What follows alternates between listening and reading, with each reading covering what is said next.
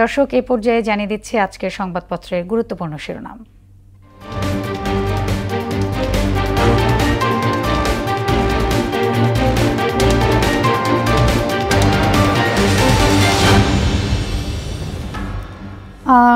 প্রথমে জানাবো প্রথম আলো শিরোনাম করেছে সবচেয়ে বেশি মৃত্যু শ্রমজীবীদের। জুলাই আন্দোলনে হচ্ছে চাঁদা নিতে দেব না, দুর্নীতি সহ্য করব বলেছেন জামায়াতে আমির। দৈনিক ইত্তেফাক হেডলাইন করেছে অন্তর্বর্তী সরকারকে আদৌ নির্বাচন আয়োজন করতে পারবে বলেছেন তারেক রহমান। এবার লড়াই দুর্নীতির বিরুদ্ধে, জামায়াতের সভা সমাবেশে। সমকাল হেডলাইন করেছে যুক্তরাজ্যে সম্পত্তির মালিকানা ছাড়ছেন ঢাকার ধনকুবেররা, সংসদ নির্বাচন হতে হবে পিআর পদ্ধতিতে।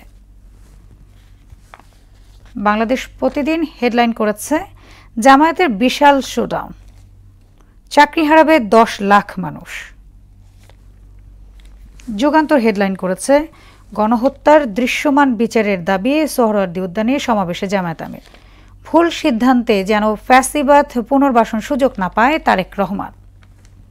দ্য ডেইলি স্টার হেডলাইন করেছে this time our fight is against corruption, says Jamaat আমির অ্যাট সোহরাওয়ার্দী উদ্যান র্যালি।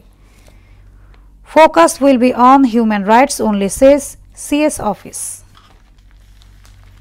দর্শক, এ ছিল আজকের সংবাদপত্রের গুরুত্বপূর্ণ হেডলাইন।